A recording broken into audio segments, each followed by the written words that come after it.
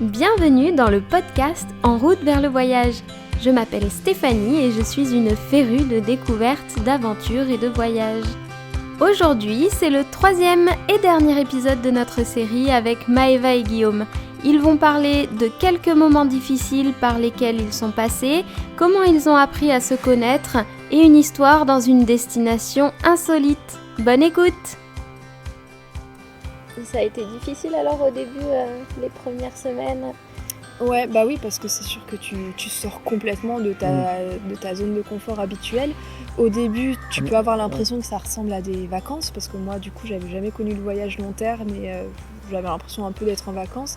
Et en fait, très vite, je me suis rendu compte que j'allais pas avoir de point de chute, parce qu'on change d'endroit tout le temps, pas on de bouge point de tout le repère. temps, on est dans le flou. Moi, j'aimais bien que ce soit bien organisé, bien précis, et justement, au début, j'ai eu beaucoup de mal à me laisser porter en me disant on verra bien. J'avais besoin de savoir où est-ce que j'allais dormir la semaine prochaine. Donc au début ça devait être compliqué avec le Covid, vu que c'était en plein plus, Covid. c'est vrai que on savait C'était même plus pas dans délicat, quel pays on allait pouvoir voyager après, c'était encore plus compliqué. Mais j'ai mis du temps avant de me relaxer un petit peu, de me dire écoute, laisse-toi porter, tu verras bien, ça va aller, ça va bien se passer. Donc au bout je d'un sais que mois, c'est pas quand même, facile. c'était assez Oui, facile. au bout de les 2-3 premières semaines, j'avais un petit peu du mal, et puis très vite, j'avais pas envie que ça s'arrête. Après, c'est qu'on a tapé fort aussi. On est parti en Colombie, du coup, pour le premier pays. Et on était, au bout de 2 semaines, on est parti sur la Ciudad Perdida. Donc, c'est une cité perdue dans la forêt. Et c'est rando dans la boue, enfin, c'est assez physique. Et de suite après, on est allé refaire un autre parc, et un peu similaire, on était épuisés, et là, on m'avait un peu craqué. Physiquement, j'étais déjà très fatiguée, et puis en plus, il faisait froid, il faisait moche, et il c'est là pleuvait où tous les on jours. a appris à dire il faut se poser, en fait. Voilà. C'est pas des vacances où il faut bombarder, tout voir. En fait, il faut visiter à son rythme Et puis prendre le temps de se poser quand ça va pas, parce que là, c'est vrai qu'on a enchaîné quasiment 2 treks l'un sur l'autre, parce qu'on voulait absolument, je sais pas pourquoi, on voulait se dépêcher, parce que justement, je pense qu'on était encore dans cette idée de vacances et non pas de voyage. Et en fait, on se dit, non, si on est fatigué, c'est pas grave, on le reporte, on n'y va pas aujourd'hui, on ira demain, et c'est ok, il n'y a pas de mal à ça. Il faut lâcher un peu prise au début, pas se mettre la pression. Mais après, ça forge, je pense. Prendre son temps, Et il faut passer par là pour se connaître, parce qu'en voyageant, on apprend à se connaître. Et savoir dire stop quand il faut dire stop, tout ça. Vous avez appris à vous connaître mieux énormément grâce à ça. Ah ouais. Moi, je pense que je m'écoutais pas du tout avant, parce que j'étais dans une routine où il fallait travailler, il fallait faire ci, il fallait faire ça, avoir une maison, un truc stable, etc. Et en fait, je pense que du coup, je m'écoutais pas. Je rentrais dans les cases et j'écoutais pas ce que moi je voulais vraiment au fond, ce qui me rendait heureuse, etc. Et c'est un peu bateau à dire, mais je pense que je l'ai trouvé en voyage, parce que du coup, on n'a rien d'autre à faire que de s'écouter, de faire ce qui nous plaît, de faire ce qu'on a envie. Moi, mon péché mignon, c'est les sushis. Au début, je me retenais. Je me disais non, c'est trop cher pour ce que c'est, tu vas pas manger de sushis, etc.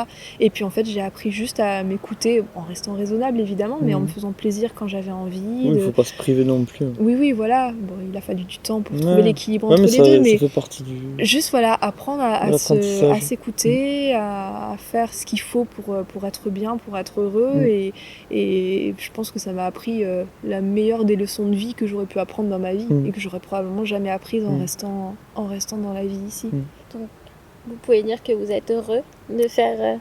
complètement. Moi, j'ai jamais été aussi heureuse dans ma vie que pendant le voyage, et que maintenant, parce qu'on a trouvé notre équilibre. Vous avez trouvé votre équilibre tous les deux. C'est ça. C'est peut-être plus lent à deux, parce que tout seul, je pense que tu te découvres beaucoup plus vite. Mais à deux, tu te découvres plus lentement, mais tu te découvres quand même. Parce que t'apprends sur toi, et t'apprends avec l'autre aussi, qui peut te montrer des défauts, en communication et compagnie. Mais je pense que ça apprend dans tous les cas sur soi-même. Ça, c'est bien, c'est clair. Et est-ce que pendant votre voyage, vous avez fait un carnet de voyage ou quelque chose comme ça? Est-ce que vous avez quelque chose pas physique. Ouais, c'était plus Polarstep. Ouais, on utilisait Polarstep et Instagram. Mais moi, c'est vrai que j'écrivais beaucoup, et du coup, en fait, je faisais des espèces de petites publications sur chaque étape de notre voyage, en essayant de décrire parfois un petit peu nos galères, nos joies, nos sentiments, C'était pas non plus un journal intime parce que c'était public, mais j'essayais quand même de retranscrire sincèrement ce qu'on avait ressenti à chaque étape de notre voyage. Puis même les mauvais côtés, parce que souvent sur Insta on voit les jolies choses, il n'y a jamais de négatif.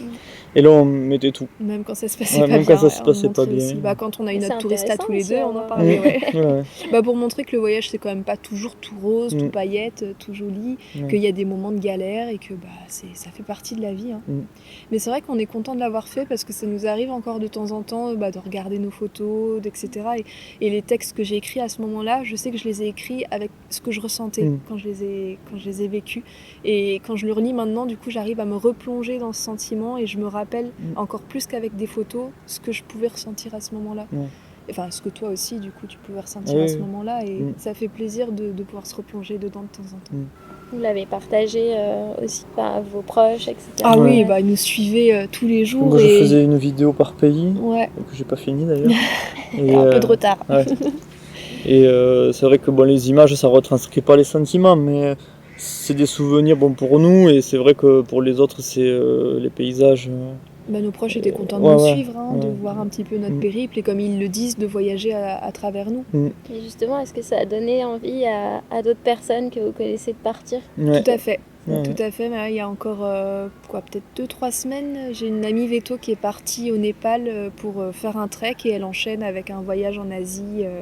Et elle te parlait elle me posait beaucoup de questions. Même pendant le voyage. Je pense que je l'ai aidé un petit peu à prendre sa décision, même si elle avait déjà décidé dans tous les cas de partir. Je pense que j'ai aidé un peu son départ parce qu'elle avait beaucoup de doutes, beaucoup d'appréhension. Et je pense que voir notre voyage, ça l'a vraiment décidé à partir voyager. On a 2-3 aussi autres personnes qu'on connaît peut-être un peu moins bien qui nous contactaient de temps en temps pour nous demander des conseils sur comment faire justement pour se lancer, comment faire pour partir, le matériel, ou que mettre dans son sac, etc. Et le fait, je pense, de pouvoir parler avec des gens qui sont en train ou qui l'ont fait, ça aide justement à avoir les réponses à ce genre de questions qu'on peut se poser. Ouais, ça rassure en fait. Ils vous connaissent, donc ils se disent moi aussi je peux le faire. C'est ça. C'est facile. Ça rend la chose accessible en fait, que tout le monde peut le faire s'il en a envie. Oui, monsieur, tout le monde peut partir en voyage. Y a pas... Tout le monde, ça c'est clair. Vous auriez une histoire sur votre voyage que vous voudriez raconter, genre un truc un peu fou qui vous est arrivé ? Est-ce que vous avez une histoire comme ça ? Non, je pensais plutôt aux Marquises. Ah oui. Les Marquises, c'est un archipel en Polynésie qui se trouve complètement au nord, et c'est un peu à part parce qu'ils ont une langue différente de la Polynésie, ils ont une culture un peu différente. Et en fait, Guillaume a toujours été passionné des marquises depuis bien avant le voyage. Il a d'ailleurs des tatouages marquisiers un peu partout sur le corps, et ça lui tenait énormément à cœur d'y aller. Le problème, c'est que c'est loin de Tahiti et c'est très cher. Et du coup, on hésitait un peu parce que c'est quand même un gros budget déjà pour y aller et puis pour se loger sur place. Et en fait, les gens qu'on a rencontrés en Polynésie nous ont mis en contact avec une famille qui vit là-bas. Et on a eu l'incroyable opportunité d'aller chez eux, de vivre dans leur famille. Ils nous ont acceptés comme si on était des amis alors qu'ils ne nous connaissaient pas. Et on a passé 10 jours du coup sur l'île de Ivaoa. Qui est l'île assez connue parce que Jacques Brel en a beaucoup parlé et d'ailleurs enterré là-bas. Et en fait, on a vécu 10 jours incroyables au sein d'une famille marquisienne, comme je dis, qui nous ont accueillis comme si on était des leurs. Et en fait, on a partagé leur quotidien. Alors c'est très, très rustre. On dormait dans des cabanes en bois, sans porte, sans fenêtre, vraiment des cabanons, quoi. On se douchait avec un tuyau au milieu des bananiers, qui nous servait aussi d'ailleurs de toilette parce qu'il n'y avait pas de toilette. On allait chasser avec eux, on allait pêcher avec eux, on éventrait les chèvres et les cochons, puis après on les cuisinait, vraiment de manière le plus simple possible. Et en fait, on a vraiment découvert ce que c'est que la vie. Ils chassent, ils pêchent, ils sculptent, et c'est ça leur quotidien. Parce que le type chez qui on était, c'était un sculpteur renommé. Après, ils vivent pas tous dans les non, c'est pas le cas de tout le monde, c'était lui qui a voulu vivre comme ça. Vivre un peu comme leurs ancêtres. Ils essaient de refaire vivre un peu leur culture perdue. Et ils sont très ancrés dans ça. Et c'était une sacrée expérience. On est toujours en contact, on est toujours amis. C'était grandiose aussi. C'est surtout que c'est une expérience insolite parce qu'on s'attendait pas du tout à vivre ça. Non. On l'a pas vraiment demandé. On a eu la chance qu'on nous propose de faire ça. Et puis on savait pas à quoi s'attendre, on savait pas comment ça allait se passer. Et en fait, on n'avait pas de réseau, donc en plus on a pu communiquer avec personne pendant quasiment 10 jours. Oui. Et en fait, on était immergés au sein de leur famille. Ils nous ont appris à parler quelques mots de marquisien. On a participé à des compétitions de pétanque avec eux. On vivait avec eux. Chasser à 1h du matin. C'était pas trop dur justement d'aller chasser et d'éventrer les animaux. Moi j'ai l'habitude des cadavres, donc ça me me choquait pas trop. Et Guillaume, c'était pas ça allait. C'était pas une partie de plaisir, mais ça se faisait. Chasser, si, c'est traquer parce qu'ils devaient se nourrir. Ils achètent pas la viande, ils vont la chasser tout simplement.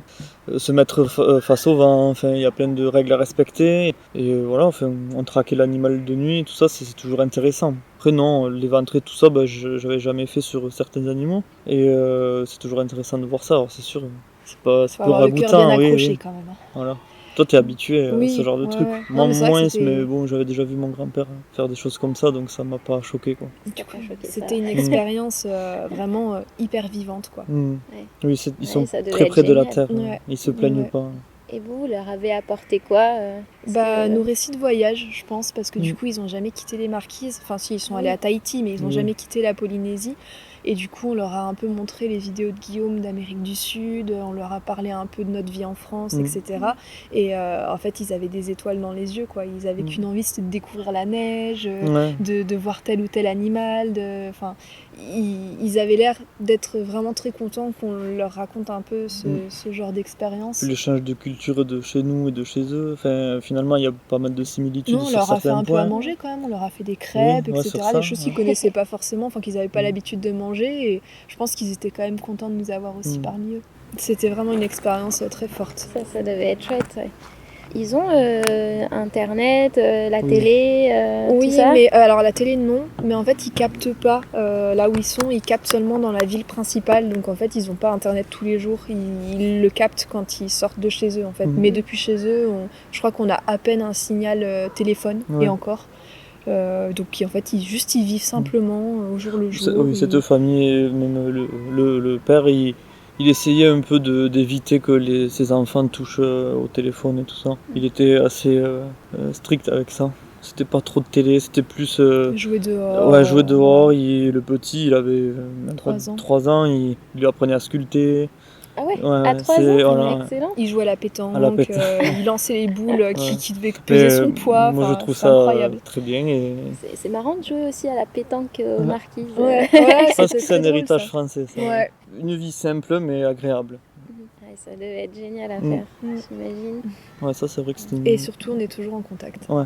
Et vous aviez pris des photos, des vidéos à ce moment-là, on avait des photos souvenirs avec eux quand même. Photos, vidéos, avec son fils, j'ai beaucoup parlé, enfin on s'est bien entendus tous les deux et j'ai fait comme un petit mini reportage sur ce qu'ils faisaient, sur la sculpture et tout ce qui est un peu leur tradition. Tu l'as mis sur les réseaux ou non. T'as pas diffusé sur Insta sur YouTube, si. La vidéo de la Polynésie. Oui, mais ça regroupe tout, c'est pas que ça sur regroupe les Marquises, tout. Oui. Je pense que plus tard je ferai un petit truc sur les Marquises, plus spécifique, ouais, plus ciblé. Ouais. Là, j'avais fait un peu le récit de nos aventures en Polynésie, pas sur les Marquises, où on le voit quand même dedans. C'est lui qui commence la vidéo d'ailleurs. Ça doit être chouette. Je regarderai. Est-ce qu'il y a des choses que je vous ai pas demandé et que vous voudriez partager ou des questions que j'aurais pas posées et que vous vouliez que je vous pose? Une passion qu'on s'est découvert en voyage, c'est la plongée aussi. On pensait plonger bien sûr, mais en fait c'est devenu une très grosse passion qu'on a commencé en Colombie et ça nous a suivi dès qu'on pouvait sur tout le voyage. Et faut pas oublier que quand on voyage, il y a des paysages terrestres, mais aussi les fonds marins sont très beaux, voire beaucoup plus explosifs que sur Terre, parce qu'il y a une multitude de vies, de coraux, de gros et petits poissons, et c'était incroyable. Enfin, les plongées sont incroyables, les animaux marins sont incroyables, et en Polynésie un peu plus parce que c'était du gros poisson. Et Vous avez passé vos baptêmes et On a les passé niveaux niveaux, nos 2 ouais. premiers niveaux, les ouais. deux niveaux. Et c'est vrai que du coup, je vais rebondir un peu dessus, même s'il faut faire attention au budget quand on voyage, faut pas hésiter à se faire plaisir pour les choses qui en valent la peine. Parce que la plongée, ça coûte cher, les niveaux, ça coûte cher. Et donc, on a dépensé beaucoup d'argent. Je sais plus dans quel pays c'est, je crois que c'est aux Philippines. On a dépensé plus en plongée que pour tout le reste réuni, en termes de logement, de nourriture, d'autres activités, parce qu'on a passé notre niveau 2 là-bas et qu'on a fait en tout, je crois, une quinzaine de plongées, donc ça coûte vraiment très cher, mais on n'a aucun regret de l'avoir fait parce que ça fait partie de nos plus beaux souvenirs, les plongées. Et donc, faut pas hésiter à mettre le prix pour des activités qui en valent le coup, parce qu'on se dit que si on fait pas ça en voyage, on le fera jamais en fait. Ouais. Et comme tu dis, ça fait partie des choses aussi à voir. Il y a des choses sur terre, il y a aussi des choses sous l'eau. Et notamment aux Philippines, on a vu des épaves japonaises de navires de la Seconde Guerre mondiale. Donc voilà, c'est quand même des choses qui sont hyper intéressantes à voir et qu'on ne regrette pas d'être allé voir. Et puis c'est un monde à part, l'eau, c'est pas notre domaine, on n'est pas en sécurité sous l'eau. Donc on fait le vide aussi. Ça fait peur un peu aussi d'aller c'est nager pas au évident, milieu des gros poissons là. Ouais, ils s'en foutent souvent de nous, les requins. C'est vrai qu'on a nagé au milieu, on a plongé au milieu d'une centaine de requins. 300 requins. Ouais, c'est hyper impressionnant. Mais en fait, déjà tu te sens tout petit. Tu te dis, je suis insignifiant là où je me trouve. Mais ça permet aussi de, comme tu disais, de se relaxer, de faire le vide, de flotter, de voler, et c'est hyper agréable comme sensation. Une fois qu'on a passé la peur déjà d'être sous l'eau et de se retrouver près des requins, c'est une sensation de sérénité incroyable. Il faut y arriver aussi à respirer avec le tendeur, c'est pas évident. J'avais du mal, mais petit à petit, pas tout le monde, mais la plupart des gens finissent par s'y accommoder. Et ça devient une habitude. Mais c'est vrai que c'est pas évident au début. Donc ça c'est un truc qui vous a bien plu, la plongée. Ah ouais, surtout qu'on pensait pas, comme tu dis, on pensait pas spécialement en faire beaucoup. On n'avait jamais plongé tous les deux avant de partir en voyage, et en fait ça a guidé un peu, même parfois certaines destinations où on est allé parce qu'on voulait plonger. La plongée. Parce qu'il y a des spots plus ou moins réputés, et du coup des fois quand on n'était pas loin, on s'est dit il faut le faire celui-là. Et on le regrette pas, parce qu'on a vu des choses incroyables. Ouais. Ça nous manque d'ailleurs. Ouais. C'est pas la saison là, mais on a envie de plonger. Non. C'est pas pareil en France, la plongée, j'imagine. Ouais, j'imagine qu'il y a de beaux endroits aussi, mais de toute façon, il doit y avoir des choses à voir. Il faudrait qu'on se renseigne à l'occasion. Et d'autres choses que vous avez découvert? Les randos en autonomie, bon après c'est là où on se découvre aussi le plus. En bivouac aussi? Ouais. Pendant 4 jours on est partis, on était que tous les deux d'ailleurs, on a rencontré personne. Et c'était au Pérou, dans la Cordillère Blanche. Ouais. Après le Potosi, c'était un 6000 mètres. Là, c'était plus un exploit physique et mental, parce que on manque d'oxygène à partir de 4005. Ouais. On était à bout, hein. Puis on a réussi à le faire, donc on était fiers de nous, c'était comme un exploit sportif, quoi. Ouais, j'imagine. C'est les moments où ça nous marque assez fort. Bon, après, il y a plein d'autres petits trucs, mais c'est ce que j'ai en tête. À part le retour, bon, ça c'est peut-être un peu anticipé pour les gens qui n'ont même pas commencé à voyager, mais c'est vrai que le retour, c'est un point assez important dans tout voyage, parce que ça signe la fin de l'aventure, et nous, on l'a repoussé mois par mois, jusqu'à ce qu'on ne puisse plus, parce qu'on avait des impératifs et il fallait absolument qu'on rentre pour l'été 2023. Mais moi, j'en ai pleuré pendant des jours et des jours avant de rentrer. Et le jour du départ, j'avais l'impression d'avoir perdu quelqu'un dans ma famille, tellement j'étais inconsolable. J'étais tellement triste de partir. La dernière fois qu'on a fait nos sacs, on a pleuré comme pas possible. Tout le trajet, on a pleuré. Et en fait, une fois en France, l'euphorie des retrouvailles a pris le dessus. Mais le moment où on sait que le voyage va s'arrêter, ça a été vraiment super dur à gérer. Faire la surprise aux proches aussi, c'était marrant. Oui, ça c'est un petit peu ce qui nous donnait envie de rentrer, un minimum. Mais fallait se tenir à quelque chose. Les jours avant et le jour où on a acheté notre billet de retour, cette sensation de vide, c'était très dur, de se dire ça va s'arrêter. Se préparer avant, c'est ça. Je pense qu'il faut surtout avoir des projets pour le retour. Nous, on était tristes de rentrer, mais on savait qu'on n'allait pas reprendre nos boulots d'avant ni notre vie d'avant. Et on avait plein de projets de voir tous les copains de voyage, de revoir les copains d'un peu partout, parce qu'on n'a pas retravaillé directement en rentrant. Et du coup, c'est vrai que je crois que c'est ce qui nous a aidé à bien vivre le retour. C'est que du coup, Vous on continuez a à continué, voyager voilà, en France à pour voir voir les des copains. gens. Et en fait, comme on s'est pas réinstallé à Béziers, là où on vivait avant, on n'a pas eu l'impression de faire ce retour en arrière, ce gros pas de retour à la vie d'avant que je pense que certaines personnes doivent ressentir quand ils le refont. Vous vouliez plus du tout revenir à avant. Non. Là, De toute façon, vous on pouvait avancez, pas. quoi. Non, On ben pouvait pas retrouver notre vie d'avant, je pense c'était qu'on pas possible. on a changé comme si on était une autre personne, donc pourquoi revenir à l'ancienne personne qu'on était? Enfin, on a changé, donc T'as changé, je suis plus le même. c'est vrai. Déjà, ce qui m'était arrivé avant, ça m'a changé. Je pense qu'on tourne des chapitres à chaque fois, on change et c'est normal, et on évolue. Et je pense qu'il faut s'adapter à notre nouveau nous et s'écouter en fait. Et moi, ça me fait pas rêver. La vie qu'on avait avant. Ouais, voilà, la vie qu'on avait avant. Déjà que je faisais tout pour partir, et c'est pas pour revenir en arrière, quoi. Il faut avancer tout le temps. C'est vrai qu'en regardant en arrière, on a l'impression qu'avant, en fait, on survivait. On attendait le week-end, on attendait les vacances, ça nous faisait chier d'aller au boulot. Et puis on se disait, c'est normal, c'est le cas pour tout le monde. De toute façon, tout le monde vit son quotidien un peu de la même manière. Et en fait, on s'est dit, mais non, mais ça, c'est pas la vraie vie, en fait. C'est pas juste attendre le week-end et les vacances en subissant sa semaine et en faisant sa petite routine. En fait, on s'est dit, non, c'est pas ça, être heureux. Et on pourrait plus être heureux aujourd'hui dans ce genre de vie. Ça, maintenant qu'on a goûté à autre chose, on pourrait pas faire demi-tour. En fait. Non. C'est pour ça que je dis qu'on pourrait pas reprendre notre vie d'avant. Après, bien sûr, il faut retravailler. Et si des fois ça nous plaît pas, c'est comme ça, mais en sachant qu'on rebouge derrière. C'est ça. permet là, le fait d'être en CDD, déjà, je me dis, c'est temporaire.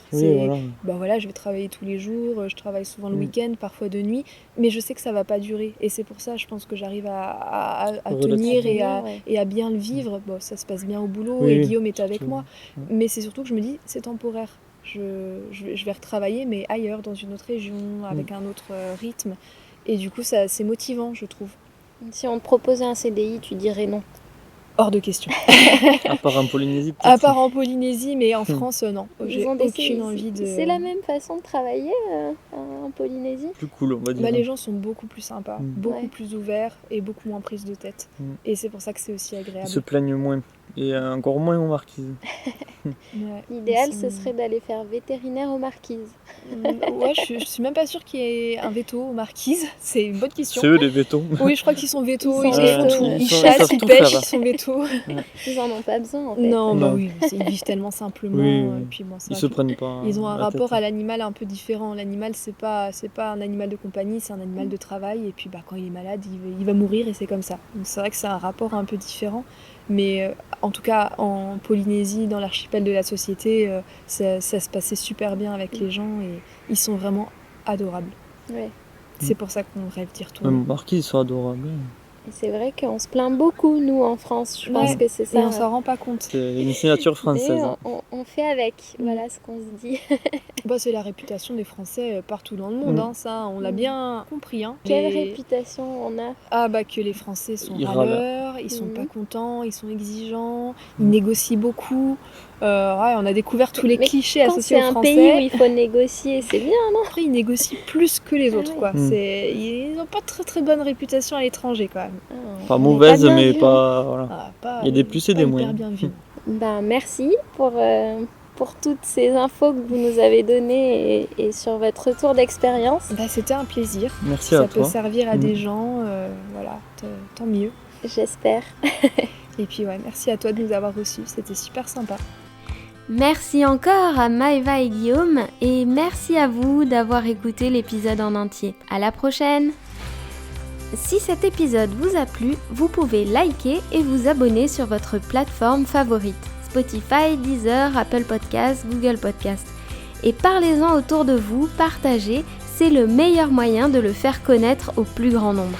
Vous pouvez retrouver les photos et vidéos de l'interview du jour sur mes réseaux sociaux En route vers le voyage, sur Instagram, TikTok et Facebook. À très vite!